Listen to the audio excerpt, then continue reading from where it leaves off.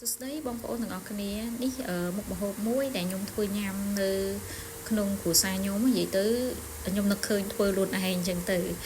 អឺថៃងៀតបុកជាមួយនឹងស្វាយខ្ចីហើយនឹងជីនឹងវងជាណារបៀបធ្វើងាយៗបងប្អូនខ្ញុំមានថៃងៀតអាំងហើយនេះខ្ញុំយកមកលេងវាឲ្យវាស្ងួតទៅអញ្ចឹងណាហើយលេងវាហើយខ្ញុំយកមកដាក់ចានទុកឲ្យវាត្រជាក់បន្ទាប់ហើយខ្ញុំក៏ចាប់ផ្ដើមរៀបគ្រឿងក្រៅមានដូចជាស្វាយជីហើយម្ទេសខ្ទឹមខ្សខ្ទឹមក្រហមដែលខ្ញុំលីងហើយឈ្ងុយហ្នឹងណាខ្ញុំលីងវាឈ្ងុយហ្នឹងដើម្បីយើងបុកទៅវាចាប់ជាតិជាមួយនឹងត្រីងៀតរបស់យើងអញ្ចឹងណាហើយក្នុងការធ្វើងាយៗបងប្អូនយើងបុកគ្រឿងក្រៅហ្នឹងឲ្យម៉ត់អញ្ចឹងទៅយើងក៏ចាប់ផ្ដើមដាក់ត្រីងៀតរបស់យើងដែលយើងលីងហើយឈ្ងុយហ្នឹងយើងដាក់ចូលទៅយើងបុកឲ្យវាម៉ត់គ្រឿងទៅបើសិនជាបងប្អូនត្រូវការថែមគ្រឿងក្រៅអីយើងថែមខ្លួនឯងទៅតែសម្រាប់ខ្ញុំអត់ថែមទេដោយសារត្រីងៀតហ្នឹងវាដិតគ្រឿងដែរអញ្ចឹងណា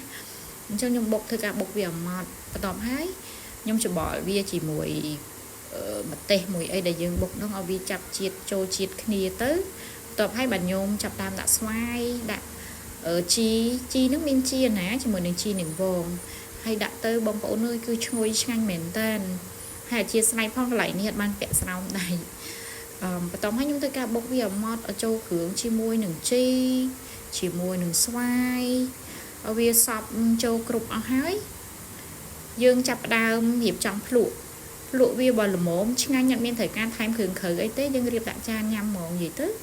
មួយចាននេះគឺរសជាតិឆ្ងាញ់មែនតើបងប្អូនផ្លែកមាត់ផ្លែកដាតហ្មងហើយយើងញ៉ាំជាមួយនឹងស្ពៃនេះកាន់តែរសជាតិឆ្ងាញ់ថែមទៀតហ្មងបងប្អូនហ្នឹងហើយអរគុណច្រើនសម្រាប់ការស្ដាប់និងទស្សនាវីដេអូរបស់ខ្ញុំ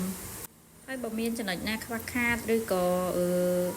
ខុសឆ្គងអីសូមអធិស្ឋានបងប្អូនផងដោយសារខ្ញុំរៀនធ្វើវីដេអូដំបូងដែរបងប្អូនហើយគាត់តែចង់ចែកម្លែកជីវិតរស់នៅប្រចាំថ្ងៃផុសស្ត្រីប្រទេសយើងចឹងណាហ្នឹងហើយ